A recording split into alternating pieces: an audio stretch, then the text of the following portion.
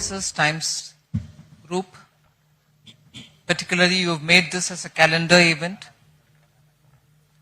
And some of the very thought-provoking discussions happened during this event, just in time for me also to get some inputs before we freeze on what's going to be the budget for each year, every year like that. So it's well-timed. And this year's navigating geoeconomics is a very contemporary and relevant topic. I can see the list of speakers. But for India, I think it poses challenges as well as we can harp on the strengths that we have.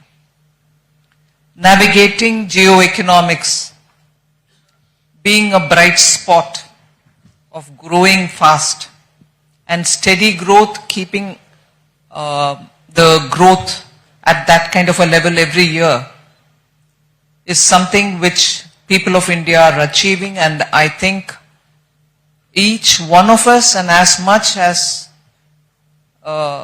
all of us, the political parties, and I would think the critics should recognize it, because that's the credit which has to be given to the people of India. Much against all predictions, COVID or no COVID, people just didn't sit back.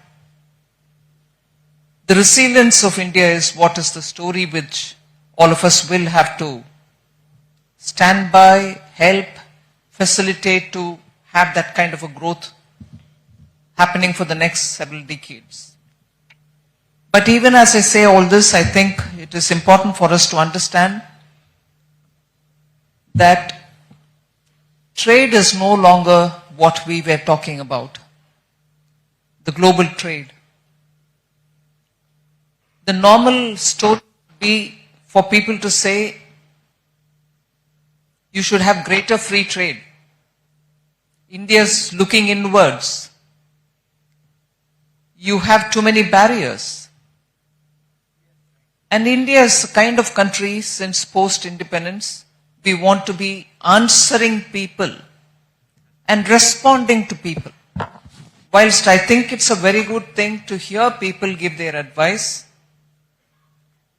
but it's also for India and countries like India who have aspirations to mark their own goalposts, not in denial or not in defiance of good advice coming from anywhere, but chalking your own growth story, I think gives the confidence that you're picking up from the strengths that you have, and based on that, you also have the strength to meet the challenges.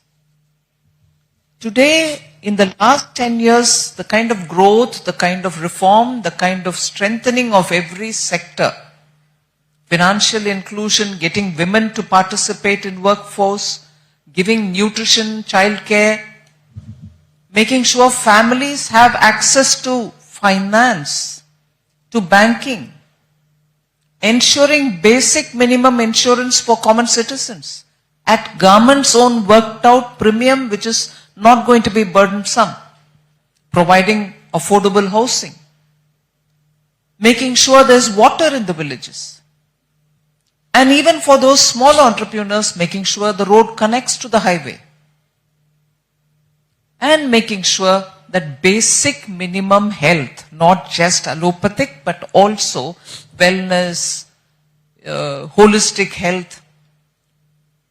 All that in the 10 years, and I'm not saying it didn't happen earlier, but it were fragmented.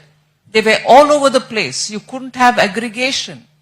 You couldn't think, oh, if there can be Wayanad, Malappuram and Ernakulam or Thrissur like area providing or cashing on the natural rubber supplies that they have to make footballs which will be bought all over the world.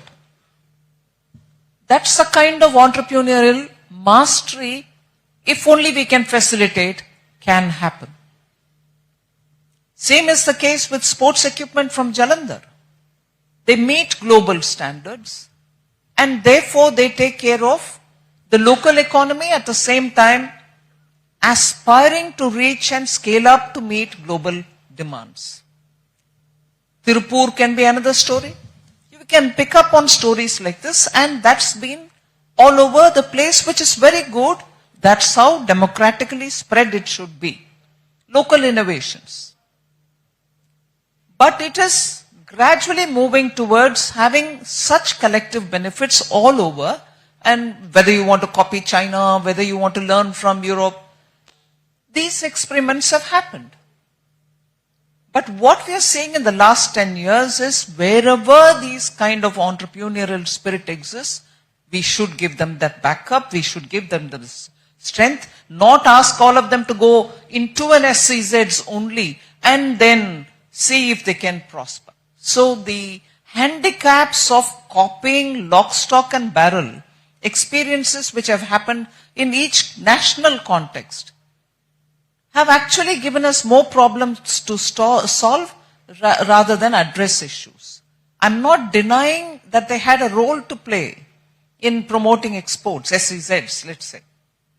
But it is equally important to give the strength to our entrepreneurs wherever they are, and that is why our government, Prime Minister Modi, has given so much of focus for SCs, MSMEs. Wherever they are, let them be a cluster. We will give them the facility, they can grow. So with all this done in last 10 years, inclusion, credit access, mudra, financial inclusion, everybody having an account, and so on, the credit footprint of every Indian has now grown that he is able to access credit formally from the banks. I'm saying all this because it is possible to aspire to reach that India which contributed to 25% to the world's trade.